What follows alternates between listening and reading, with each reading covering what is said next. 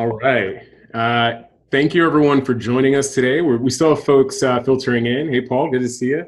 Want to go ahead and get us started. We've got a really interesting talk today. But first, let's go over a quick Zoom intro stuff, just to get everyone used to where we are and kind of what we're doing. We are recording the event for future reference. We also, just for everyone, there's the ability to mute down below. I think everyone's pretty familiar with this, but just giving a quick overview, there's a way to raise your hands, as you can see on the instructions there. So if you have questions, please feel free to raise your hand. And Carol, correct me wherever I'm wrong, but I think we are also asking folks to submit their questions in the chat. Is that right? Correct. So we'll monitor that during the talk. Fantastic. So as you have questions, feel free to put them into the chat. And we've got time for after the talk to go through some of those questions.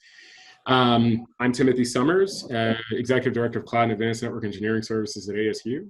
We're not going to spend a lot of time talking about me. We're going to talk about Mike Trojecki, who's our guest. Mike is joining us from Logicalis. He's a VP there, doing work specifically around IoT. He's their VP of Digital Solution, and he's also the host of the IoT Trajectory podcast, which I got an opportunity to be a guest of. So that was really exciting. And I said to Mike, you've got to be one of our guests too. So here he is. And I just want to thank everyone again for joining for our first Innov8 virtual session. And Mike, kicking it over to you, man. Thanks for being here. Timothy, thank you very much. It's a pleasure to be here. Thanks to everybody for joining. Like Timothy said, my name is Mike Trojecki. I am VP of Digital Solutions and Services at a company called Logicalis. We're based in the United States for our US offices in New York. And then we also have about 25 different locations across the globe as well. And like Timothy said, I'm also the host of the IoT Trajectory, a little play off of my name, talking about the direction of IoT, direction of AI, and how we actually use data. So I wanted to start and kick this off. I'm having a little bit of trouble on Carol on controlling your slides, but we'll get through it. Wanted to kick this off and start talking about really this IoT thing and how we avoid screwing up IoT. You're going to see over the course of this presentation, talk a lot about IoT projects that start off, wind up being a science project that don't really go anywhere. And we're finding that there is a couple of key ways to stop these projects from going in that direction. So the first thing that we really want to talk about when we talk about IoT is the fact that there really is a data revolution going on. So when we look at it, data is basically the most valuable resource on the planet. That data and all the insight that it actually provides, it's really more valuable than any military weapons. It's more valuable than gold. It's more valuable than oil. If you look at the amount of data that's generated and collected daily across the globe, it's actually staggering. It's somewhere in the realm of 463 exabytes of data generated each day. And it'll go in that range until probably 2025, and then we'll see another huge expansion. So when you think about the size of that data, it's really 10 times larger than the size of the Library of Congress created daily. Not 10 times the size of the Library of Congress as a whole, but 10 times the Library of Congress created daily. So when we talk about this data revolution and we talk about how we use it, there's this thing that comes in there. And Carol, I think we're going to have to switch to you moving the slides because something's happening with the controls here. When we talk about this data revolution, we talk about this concept of what is IoT. And IoT generically is the Internet of Things. Right? So when we look at the Internet of Things, it's really just a collection of devices, a bunch of things that are connected through various physical networking technologies. You know, we use that data, or we use these devices to collect data, we use it to normalize the data, we use it to analyze the data. You can go to the next slide, or you're already on that next slide. So when we look at this, how are we actually using IoT today? So I'm pretty sure, and in my conversation with Timothy, everybody is aware of what IoT is, but really, how are we actually using this? You know, we see it in our homes, we see it in Nest cameras, we see it in all these different devices that are connected over cellular. But what we're using that data for is things like improving our health. We're using it to manage finances, understand our environment a lot better.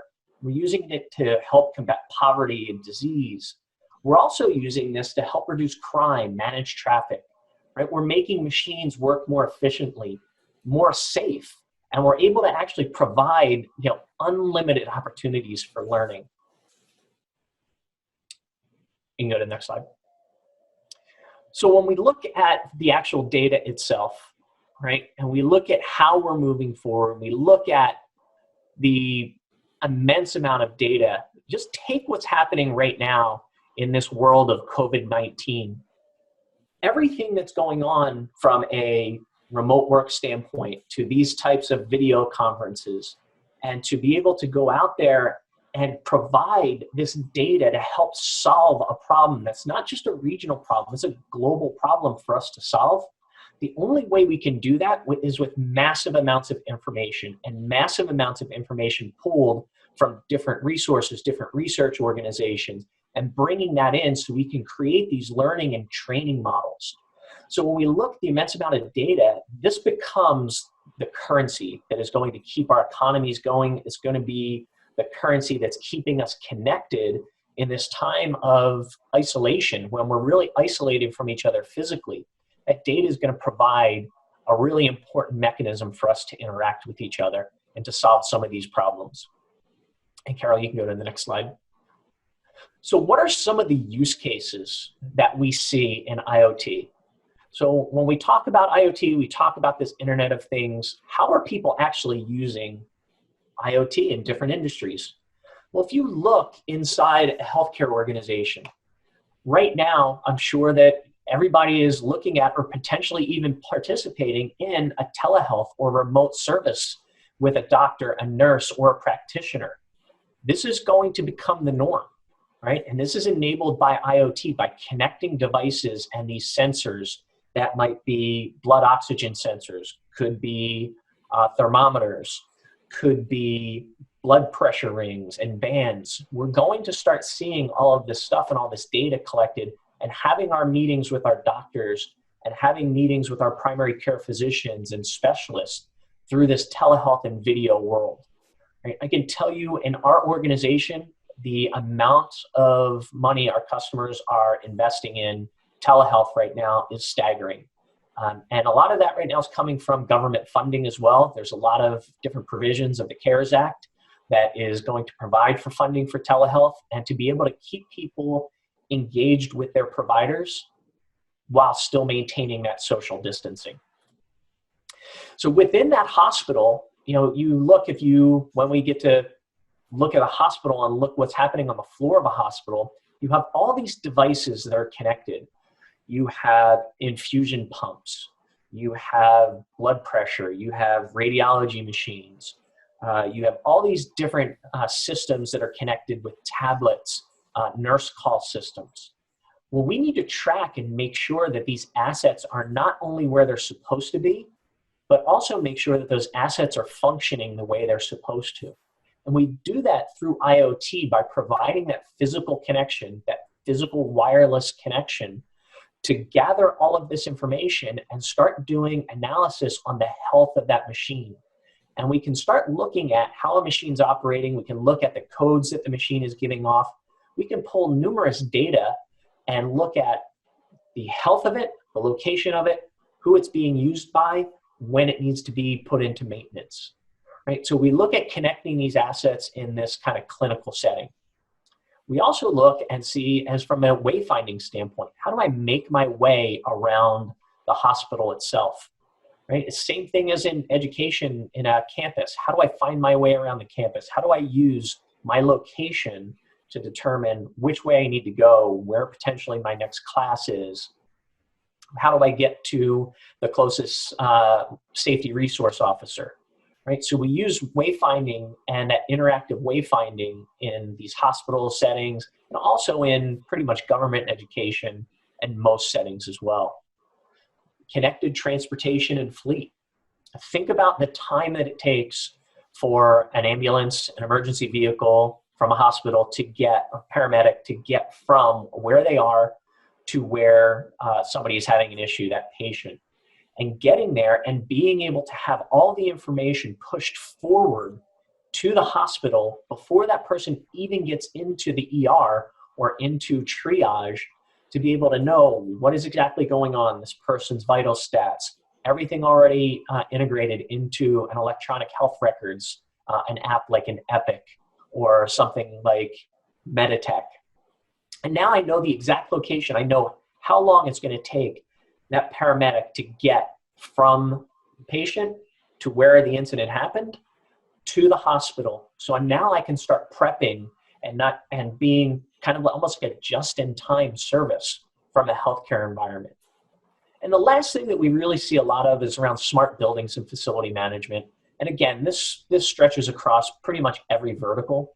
But how do I maintain an environment? How do I maintain my buildings? I'm putting in and building new buildings. I'm bringing new buildings together.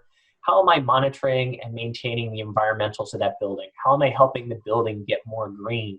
How am I saving money on energy? How am I saving money on my machine usage itself? Right? How am I providing a better experience for patients in their room? How am I providing a better experiences for nurses and other healthcare workers? And we all see today the struggles that are going on within our healthcare system amongst this COVID-19 stuff. And you've got nurses and doctors who are working incredibly long hours. Well, how do I provide a better working environment for them from a temperature standpoint, even from food, from monitoring? Think about when we start looking at monitoring and doing wearables in a healthcare situation, where we may have a nurse who's wearing something like almost like an Under Armour type shirt, and he or she has these sensors that are connected all throughout the shirt that are measuring their body temperature. They're measuring their perspiration rate. They're measuring how that person's feeling, and they can start actually providing more breaks for a nurse when they need it. They can maximize a nurse's time or a doctor's time. So in a smart city type environment, it's another big area. We actually are doing a lot of work and research around the Arizona region with the city of Tempe, Scottsdale, and Avondale, and Buckeye, helping them to provide this regionally connected environment. How do I take public safety to a new level? Not of monitoring people and tracking where they are and doing facial recognition, but being able to provide statistics and data and capture information about something that happens. Maybe it's a gunshot. Maybe there's an accident, and I can pick that up on a camera. I can get first responders to an incident quicker. Maybe I can provide and monitor and find areas that are crime hotspots within a community. And maybe I provide more of a police presence or a community officer presence that's not necessarily from an enforcement standpoint, but maybe I put them there for community involvement. Maybe I can show and get police more involved in the community. There have been cities that I've seen who have reduced crime by 71 to 75% by providing data on what's happening in region and saying that there was an arrest made here in this neighborhood, and all around these neighborhoods, and being able to provide that information and start saying, okay, we need more of a presence here to build relations with the community, right? How can I do that? Maybe there's abandoned houses, and I can take these abandoned houses, and in some cases, we've seen cities actually buy the abandoned houses, refurbish them that were being used as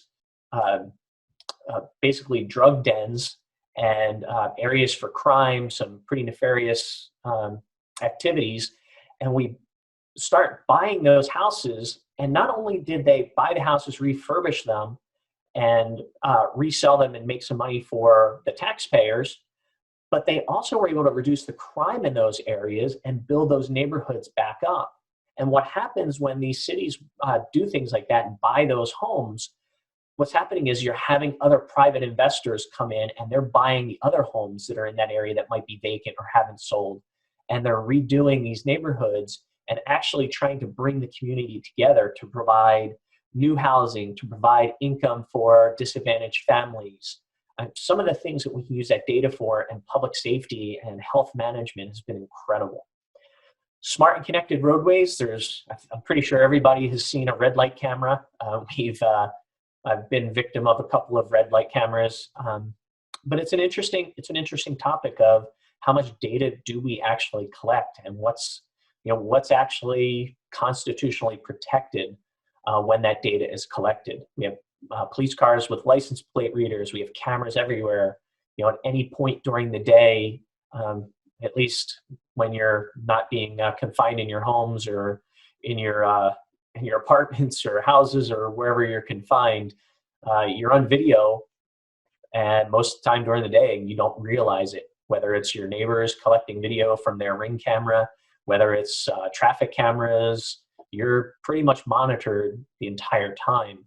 And that's a good thing and it's a bad thing. Right? So the good thing is that, again, tying it into public safety, being able to tie it into traffic management, being able to lessen a person's commute and make the commute better and get them to their jobs quicker. And then the other part, really interesting one you're going to start seeing, is smart and connected streetlights. And these streetlights will be not just LED streetlights and be able to control it for energy purposes, but these streetlights will also serve as basically poles that allow you to mount other pieces of equipment onto this, so that we can provide the public safety pieces, we can provide the smart and connected roadways, we can start providing and connecting cars to the roadway, which is coming. Probably within the next 5 to 10 years, you'll have most of the roads on major highways and probably a lot of the turnpike type roads where you'll have radios interacting with cars and interacting with fleet management from, say, snow plows or debris removal, will all be connected and talking in some way. So I don't know, Carol, if we have any questions that have popped up or not yet, but I'll go into the industrial part. If anybody has any questions around the healthcare and smart city side, I'd be glad to answer those right now.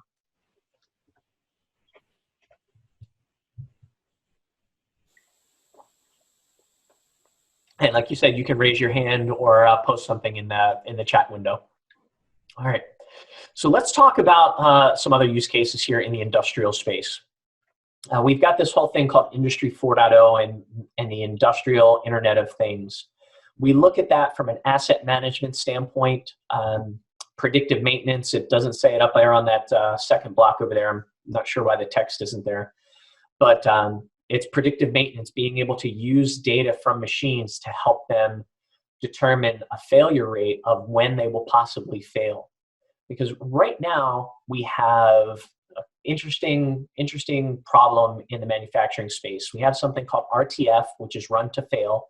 We've pretty much moved away from that, and we've moved into an environment that's a preventative maintenance. So a machine will run for 1 million cycles, and then we take the machine out of service, and we repair it, provide preventative maintenance, oil the machine, do some calibration, whatever we need to do. But that still takes the machine out of service. What if I can use the data coming off of that machine from sound, vibration, temperature, and I can get 4 million cycles out of that machine before I have to take it out of service, and have the machine tell me, hey, I'm not feeling good. You probably want to take me down and do some preventative maintenance right now. So it's a couple other areas, logistics and tracking of assets. It's a key. If you look at something like Amazon, or you look at some manufacturing plants where they're making car parts, or if they're making refrigerator parts or dishwasher parts, they need to know where those assets are pretty much at all times. And what we want to do is eliminate the need for a person to be able to go in there and have to physically track inventory. We want to be able to give the ability for an automated guided vehicle to go pick this piece of equipment or this asset off a shelf, bring it back to the right location along a manufacturing line, and either hand it off to a person if the person's doing it, or hand it off to a machine or a robot that's doing it. Remote expert and connected workers. This is the same exact thing we talked about with the managing of nurses and body temperature. You're going to see, and we're already seeing, things in a plant where you have helmets that are connected, and those helmets have cameras on them. Those helmets have little glass screens on them where I can look, and I can basically, like a Minority Report type, for those of you who are old enough to remember Minority Report, I should say. So when we look at that, you can slide your finger across and start saying, looking through a manual, or doing an overlay, an artificial or an augmented reality or virtual reality overlay on top of that machine, so I can pinpoint exactly where the problem is. Rather than having to dig in there and look around and get a wrench out, I can see into the machine and see what is happening with it. Did a gear break in this machine, right? Is there a piece stuck? Is a gear worn down? Does it need more lubricant in this particular machine? Did a stamping press break? Some of the things that we're seeing in that industrial space and what's actually coming to the connected worker. And the last part is machine vision, using video to actually determine if there are product failures. We have a customer that is using machine vision and video. It's basically a steel manufacturing plant, a tier 2 processing plant, where you've got the steel, these bands of steel running through really, really fast that come out of these tanks for annealing. And we can pick up and look at any holes or imperfections in the steel and identify and mark that steel right then and there, so we have very little waste. And we don't have to cut out huge pieces of steel that we're sending off to a customer, but we can narrow it down to a very specific part of that roll of steel.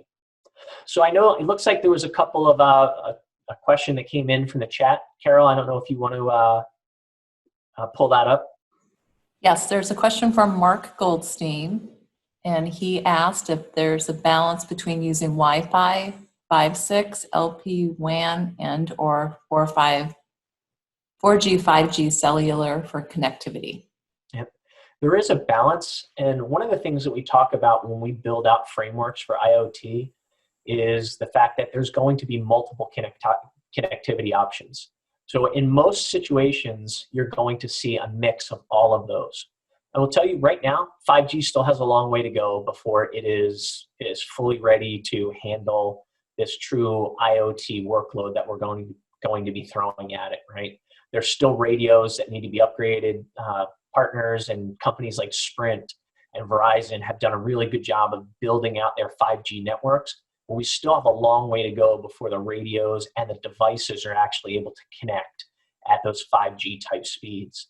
Now, on the Wi-Fi piece, when you're looking at a private infrastructure and you look at, say, a manufacturing plant, you're going to see that Wi-Fi be more prevalent in those areas. And even in some outdoor environments where you'll see on a campus environment, you'll see some of the Wi-Fi, the 5 and the 6 pieces play into this and continue to play a pretty big role over the next couple of years. There are other technologies that are out there on the wireless side, like LoRaWAN, which is basically a low-speed wide area network, radio network. And then you have things like NB-IoT, which is near-band IoT that you'll see out there as well. So I hope that answered your question. All right, can we jump to the next slide? So now that we know, we've got an idea of how we're using IoT, some of the use cases, what it really is, let's really talk about some of the challenges that we see. And there's really 5 main challenges that we run into. There's this complexity, these lack of partnerships in our industry. There's a lack of ownership within an organization. There's this stuff that we call, it's just pure tribalism, this infighting between organizations.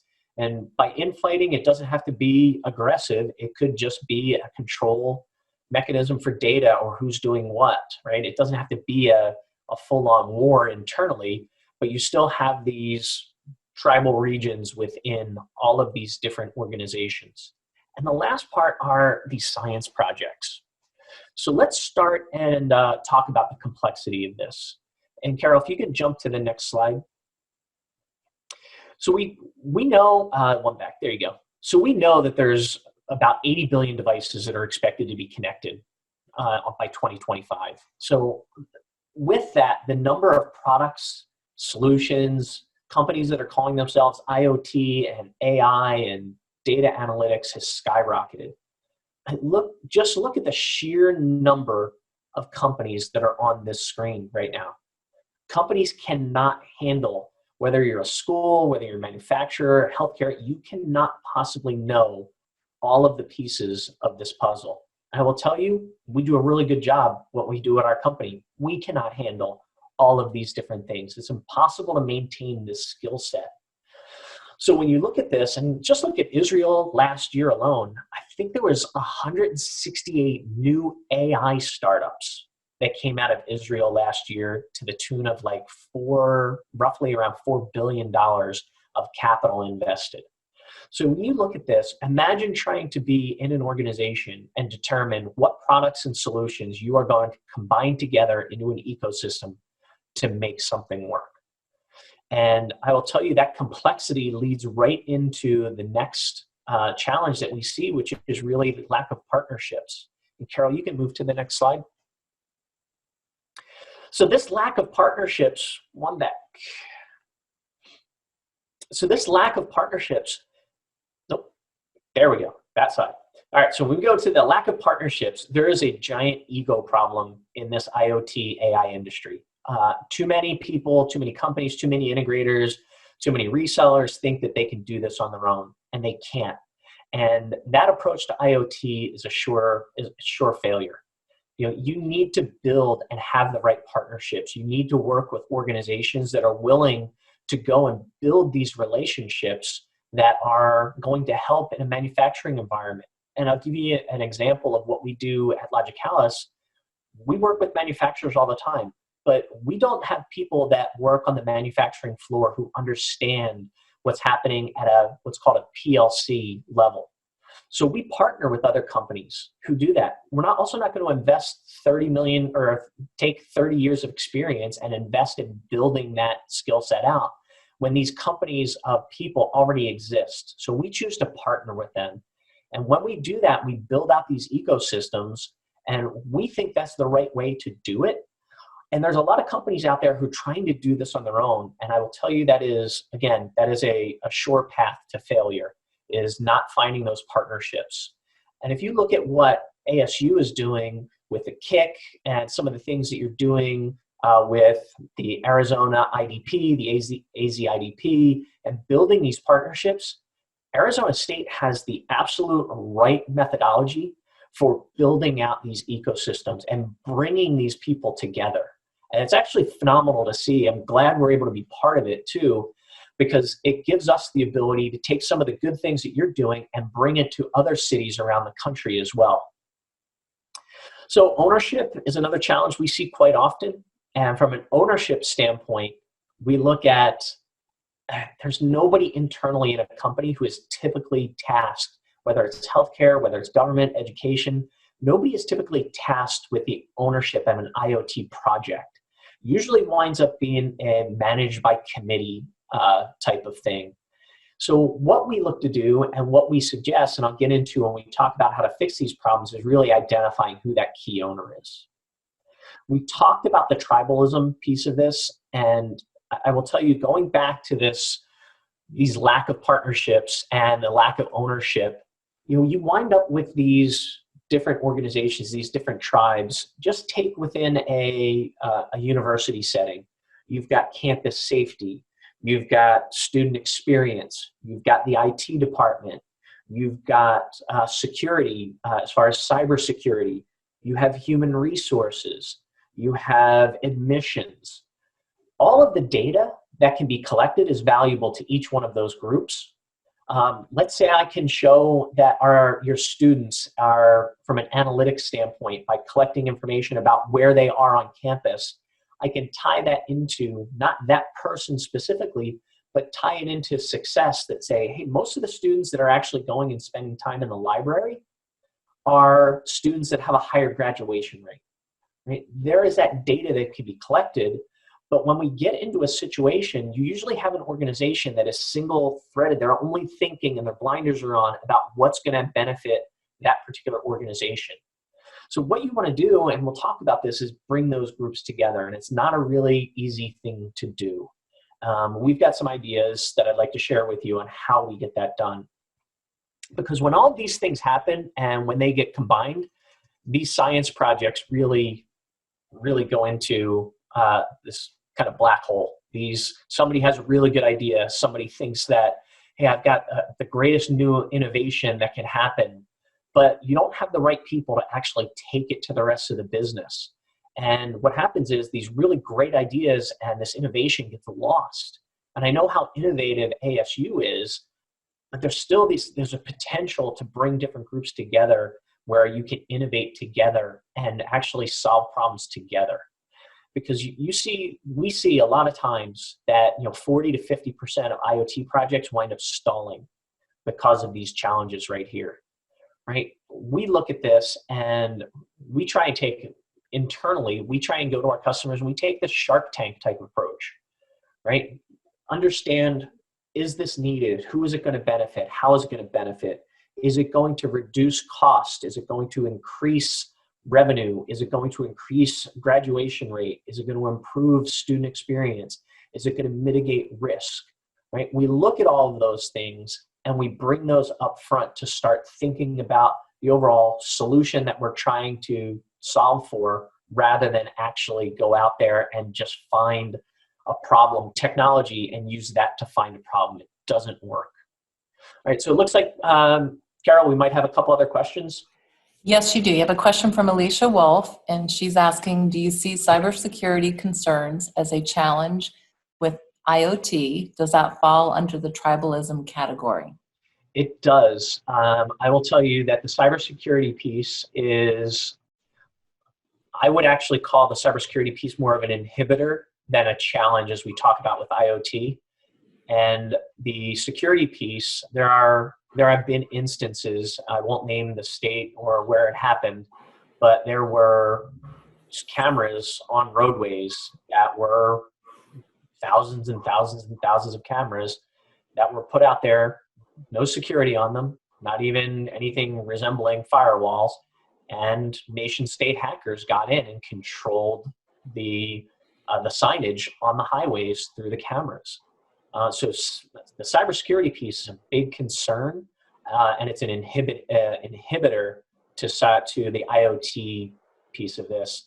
The challenge, you could call it a challenge as well, but I would say that, I'll take a manufacturer. The IT organization thinks that manufacturing is very insecure in what they do, and there's truth to that.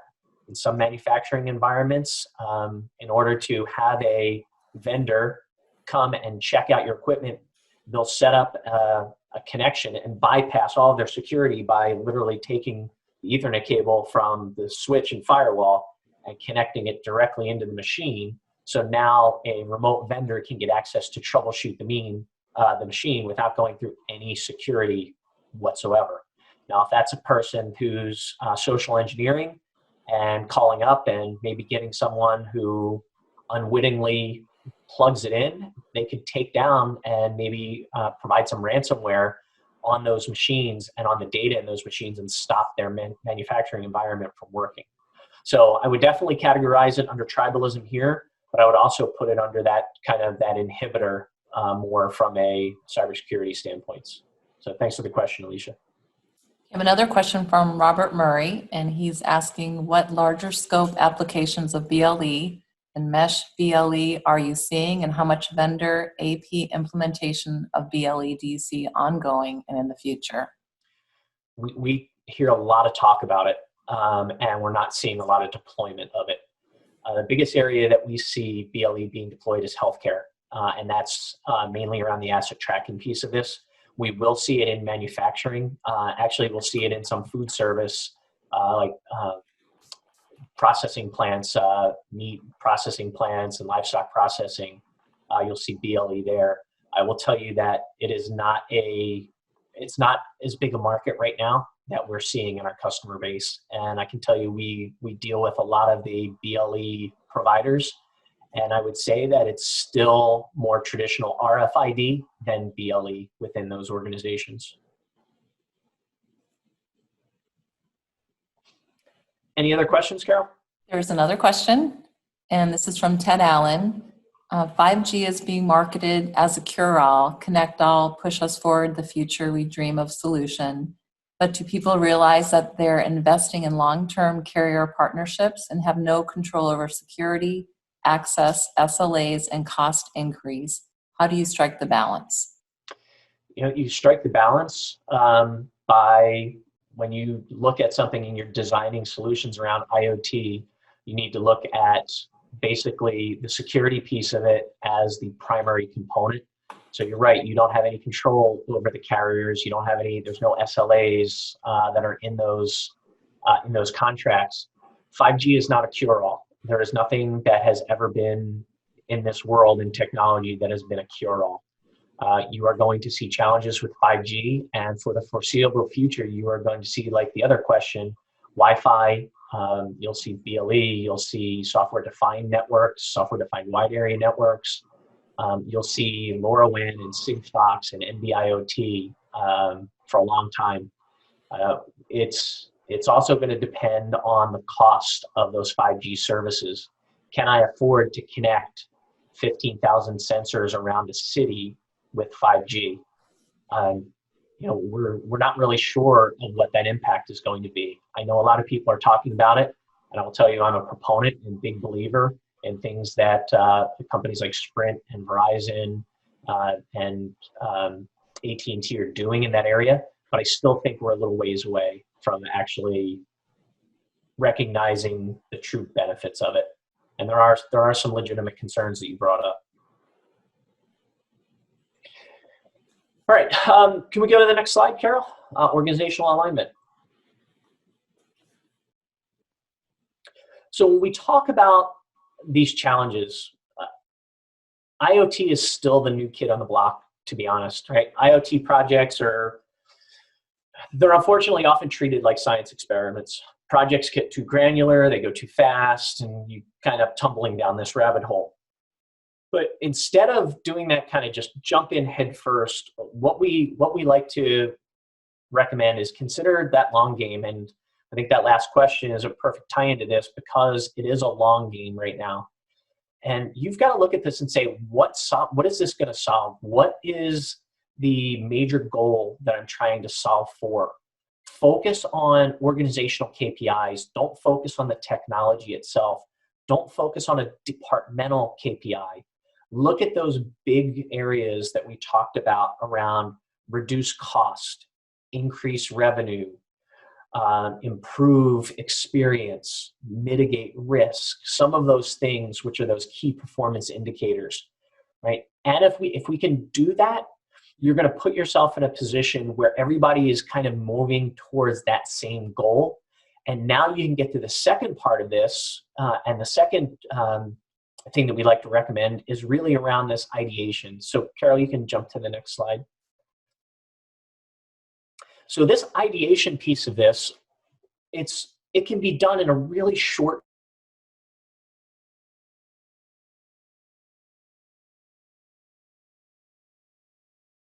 I don't know if you'll hear me or did I lose you guys? No, Mike, we can hear you now. You dropped out for a second, but you're back now. Okay, my video just dropped there for a second. Sorry. I'm getting ready to actually log it back in on my 5G hotspot here if I needed to. So when we look at this, we can do this, and you can do this in a 4 to 6 hour session, right? The goal is to bring all of these people together, all these different departments in the room, and kind of like a wide open whiteboard session, but really start talking about what each of those stakeholders need from this solution, right? Talk about the issue you're trying to solve, how you're going to approach it.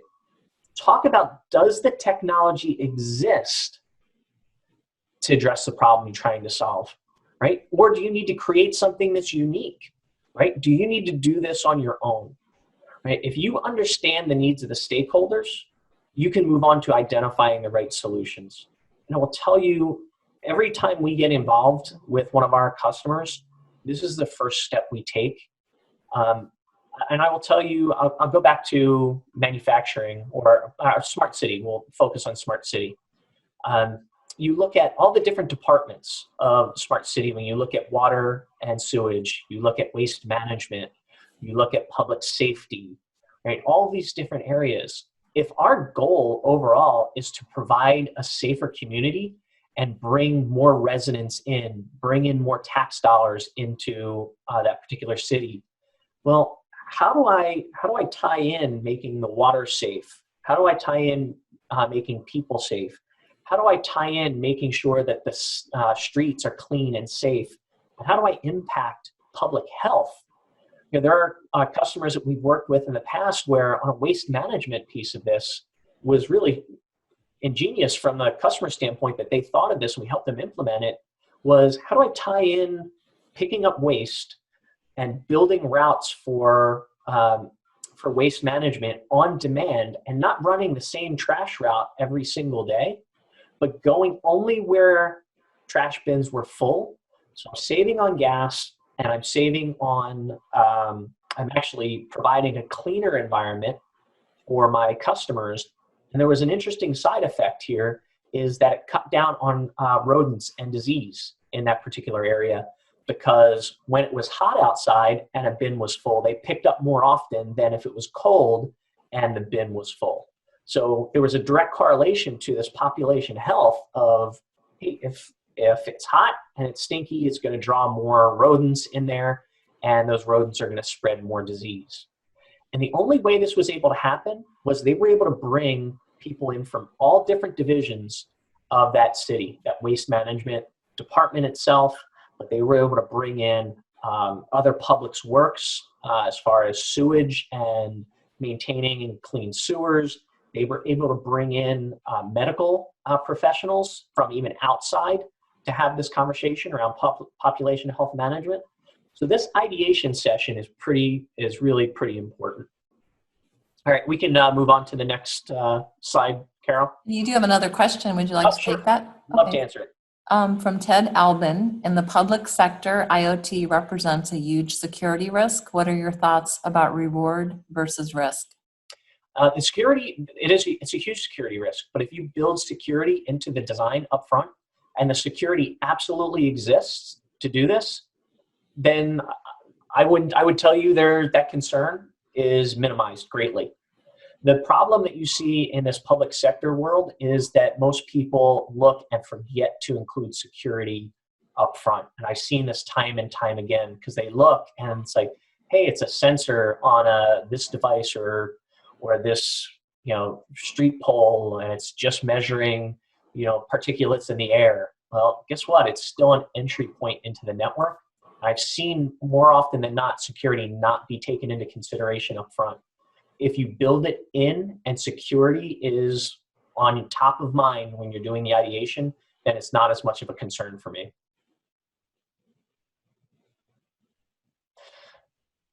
So thanks for that question. So look, some of these the next couple ones, 3 through 5 here, are going to be pretty common sense, I think.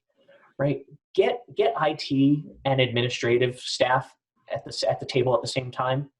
If I'm in an ideation session and I'm talking about public safety, I want public relations and PR, communications department from that city in there. I want IT in there. I want city planners.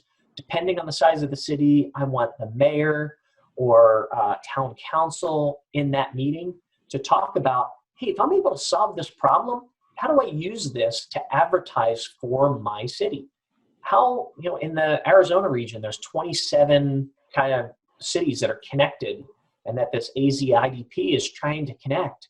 Well, if I can bring all of those people together and bring, PR and marketing into the mix to sit down at that table to document the success and document some of the things that are done and measure those KPIs, that's a gold mine for city planners. It's a gold mine, frankly, and I'll just be honest, it's a gold mine for people to get reelected. It's information that is going to help be able to drive attention towards what that particular city or region is doing. Make sure you have the right people involved.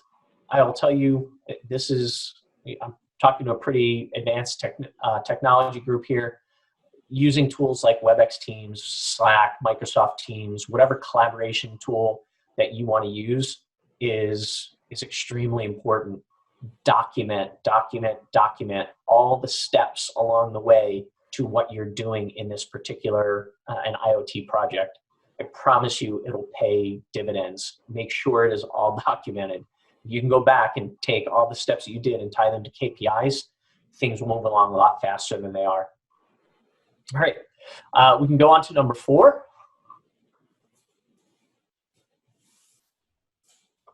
And that is ownership. We'll tell you it is really important to define an executive sponsor. We talked about this before. A lot of these, a high percentage of IoT initiatives stall out at the proof of concept phase. And if you think it's important enough to do a pilot, then it should be important enough to define an owner. Make sure it's somebody who can that can get key stakeholders involved, somebody that can make sure that key milestones are achieved, somebody that can make sure costs don't spiral out of control.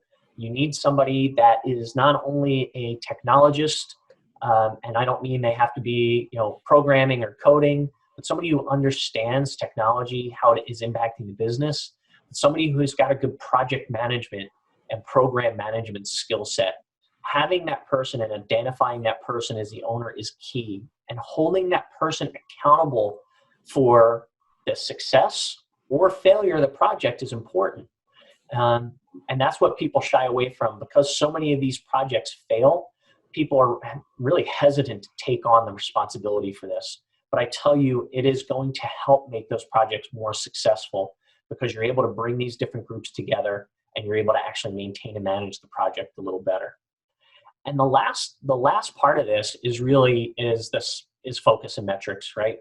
Make sure that you define what the key metrics are, right? Make sure you apply that, a Shark Tank-like focus, right? So you're up there and you're bringing an idea or something to the ideation table. Understand what you think the impacts are going to be. Are you trying to reduce crime by 50%? Are you trying to improve manufacturing production from 50 units per hour to 80 units per hour? Are you trying to drive drive safety in a manufacturing environment from 12 incidents a year down to 0 incidents a year? And that really it's going to tie back into a financial metric, because every time somebody gets hurt in a plant or hurt in the job, guess what? Production in that area stops. You have to document everything. You have to get everybody involved, say, hey, what happened? Interview different people, and that stops production. But if I've got a key KPI that says, hey, we had 12 security or safety incidents last year, our goal is to take it down to 0. Then you have something to shoot for, and then you can start aligning the technologies to solve those problems. You get a lot more granular in the solution, but you have a lot more information to work from. All right, we can skip down 2 slides, because I covered that the focus and metrics slide. So let's just walk through what we talked about today, then we can open it up for some more questions. A lot of the concerns that we've heard even today, security concern, how is that going to stop? Is that a challenge for IoT? IoT can have a huge impact. Believe it or not, IoT's been having a huge impact for a long time. These devices have been connected. It's not necessarily about the devices themselves now. It's about the data we're pulling from them and how we pull that data into an environment where we can manage and use that data to make a data-driven decision, right? So if you wanted to have a big impact in your environment, if you are talking to people or if you're consulting with others, make sure you identify what the real organizational goals are. Not your goals, not the goals of a department or an individual, not the goals of the person who's trying to sell it to you. Make sure they really match up with your organizational goals. Get the right people involved, keep those people connected, collaborate together, take the time to do the ideation step. I will tell you, out of all of these challenges and the ways we solve them, I think ideation is the most important, right? Bringing those groups together in these workshop type formats to talk about how we solve those problems it's been an enormous success for us. And we've seen our customers really start to understand how to work better within their organization. And in a lot of cases, we're using this to bridge just cultural gaps within an organization as well. Right. And then lastly, like we just talked about, focus on the metrics, identify what the metrics are, set those, write them down, put them out there and say, this is our goal. This is the KPI we're going after. And a lot of people call KPIs and they'll put things on websites that'll say, hey, we, have done this or done that, but, we've reduced crime by 22%. Okay. Well, if you've reduced crime by 22%, tell me, what was it before and what was it after? Was that from, 70 crime incidents in that area to 12 crime incidents? Or, what are the real numbers? So you need to shoot for those. So I would love to open it up. If there are any more questions in the chat window there, anybody can reach me at any time. Look, you can follow me on Twitter. It's just my last name, Trojecki. You can connect with me on LinkedIn. You can see the URL up there. I tell you, subscribe to the IoT Trajectory podcast. Like I said, Timothy was on there. We've had a couple people, Dr. Diana Bowman and Dominic Papa from the AZIDP have been a couple of guests. We've got leaders from all over the world, from some of the largest companies, as guests on this podcast, talking about what they believe the future of IoT and analytics and how to use data for good. And then you can simply email me if you want to go old school. Please feel free to send me an email. But I'd love to open it up to whatever questions you have. Mike, you have a question from Tom Castellano, a security-related question. For block certs in IoT devices, what are some strategies for using blockchain as a service, use open source and or proprietary solutions? We're seeing mostly right now proprietary solutions, and I'll kind of put this out there as a disclaimer. Right, we work very closely with IBM on the blockchain side of things. We think they've got one of the more kind of robust solutions out there, and I will tell you, we're not seeing a lot of blockchain in IoT just yet. It is emerging. It is going to continue to emerge. So I wish I had more information for you on the blockchain side of things, but we're still seeing in the really early stages of blockchain how it's actually going to really impact and help us secure the devices, and more so secure the transactions of these devices. Other questions?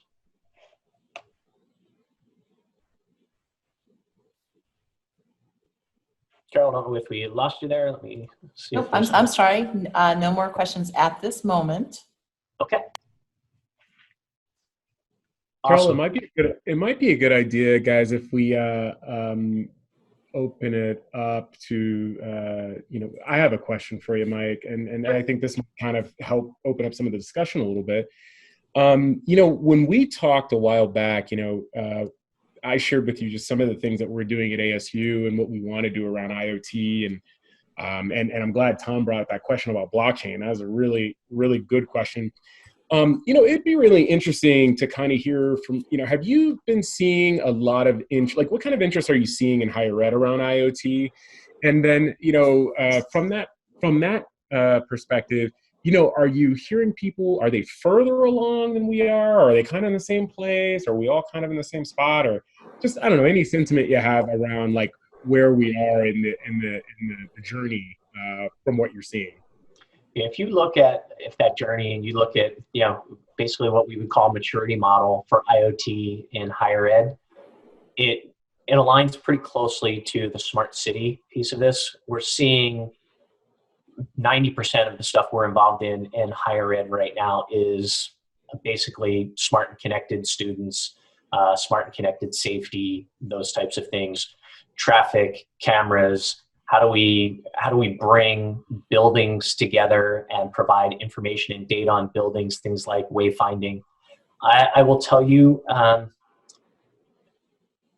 there's not much of a differentiator right now. I think most of the organizations, at least the higher organizations, the larger organizations, more innovative ones, like an ASU or some of the other big ones that are out there. I don't want to mention any other schools on here, but they're pretty much in the same place, right? I don't think there's any one that is that much more advanced than the other. I will tell you, on the cloud side of things, I think ASU is very advanced from an IoT and cloud perspective. When it comes to the connected devices, connected student, almost all of the universities out there have some type of connected app, but there's so many different use cases out there that people have not explored yet. And it comes down to a financial thing, right? What's the value? What am I going to see as a benefit to connecting these students, by connecting faculty, by helping students move around the campus, by providing better information, by providing safety information? I'm going to tell you, we're still early on in what can be possible, especially when we get to AI and student safety. That's really great. Thank you for sharing that. I have one more question, just because I haven't seen any more questions pop up yet, but one more question for you. What are you seeing in IoT that is really exciting you in terms of what's coming down the line? Like, has there been anything that you've seen you're like, okay, that's really exciting? What's sticking out to you right now? I'm going to almost contradict myself a little bit on this one, because when I present, a lot of times I tell everybody, I talk about AI and future of AI and IoT, and I tell everybody it's not about robots. It's not about robots. But I'm going to tell you some of the exciting things that are coming in manufacturing and robotics, and how we tie that into just understanding the machines better and getting them to work more efficiently, I think are some of the more exciting things that I'm seeing. You look at the whole coronavirus and COVID-19 issue we're facing, we have some customers that have completely shut down their manufacturing plant. It is a tough time, and it's going to be a tough time for a lot of different types of industries in this country. And we've had some that are, even before this, we're looking at what they're calling dark plants or dark shifts, where they have manufacturing plants running on their own. Maybe it's not their full product line, but they have some lines running when there are no people around, and they can keep production going.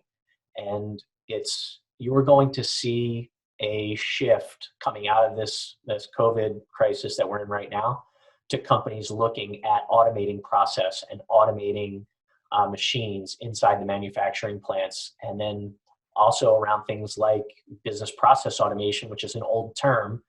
They call it robotic process automation now, even though it doesn't have anything to do with a robot. But you're going to see those things really kind of come out of this, and that's two of the things I'm most excited about. Can I jump in with a question? Absolutely. This is James McCabe. I'm interested in the role of edge compute. Can you speak to that, please? Yeah, absolutely. So you're going to see a huge explosion in edge compute. You're going to see it mostly in manufacturing, and you're going to see it in government and smart city type environments. So take an intersection, for example. You're trying to provide real-time video and real-time analytics back to a control center.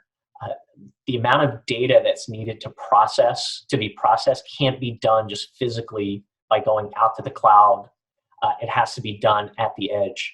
And with the increase, obviously, in compute and what's happening with deep learning and machine learning at the edge, and having smaller form factors, we work a lot with NVIDIA on their Nano line and Jetson. So you bring that intelligence out to the edge. Number one, going back to the 5G question, is going to eliminate some of the bandwidth that needs to be trafficked back over, a backhaul. But it's also going to provide you the ability to collect that data, do the analysis at the edge, do the actual deep learning, machine learning, AI at the edge, and make decisions real time right there. You also look inside autonomous vehicles. That is another area that is nothing more than an edge compute device at this point. You know, when you're looking at a machine or an autonomous vehicle having to make a decision from a learning algorithm, from a machine learning algorithm or deep learning algorithm, you have to be able to run that algorithm and run that code locally on that machine, on that car or that truck or whatever you're doing. And there's something you're going to see coming in the next couple of years called platooning from a trucking standpoint. And some companies like Chrysler Daimler, or Daimler Chrysler, excuse me, are working on having their trucks be able to talk to each other. And when those trucks are on the road, they'll find each other on the road and they'll platoon and line up behind each other in a convoy to save on fuel and basically save money and be able to have those devices, those trucks talk to each other, and they won't have to go back across the cloud. Those trucks can communicate directly to each other, almost over a personal area network, if you will. Yeah, we're also, you know, apart from data processing perspective, we're looking at it as providing low latency communications for certain real-time applications like fleet management. Yep.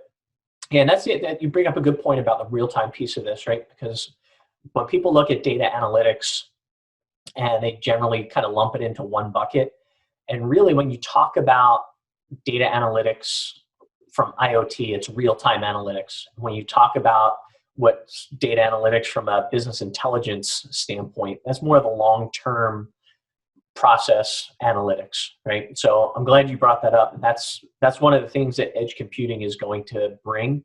It's also going to bring another layer of security to the mix for us as well.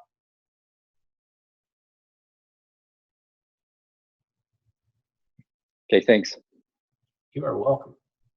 Any other questions?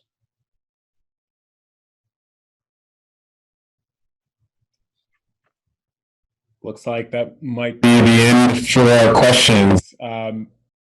I'm not seeing any, and I'm being really slow just to give folks an opportunity, but I think we'll go ahead and wrap it up here.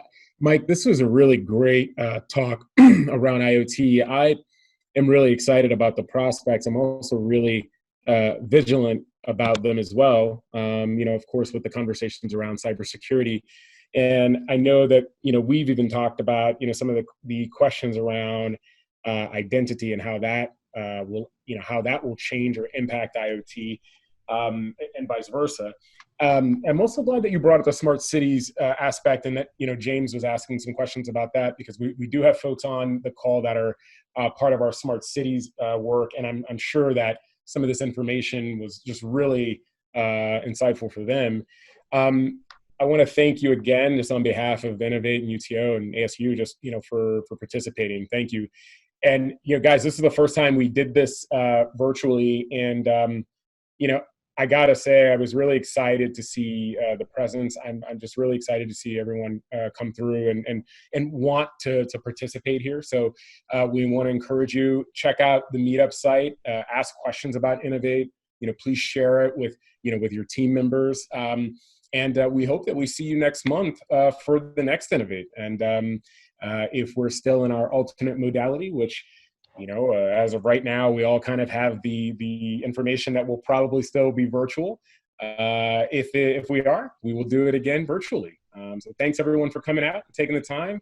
And Mike, thank you so much for giving us your time today, man. It was an absolute pleasure. I couldn't be more excited to be part of this and be working with you guys at ASU. So thank you very much. Thanks, everyone. Take care. Thank you, Mike. Thanks, everyone. Thank you. Thank you. Thank you, Mike. Thanks, everybody. Bye.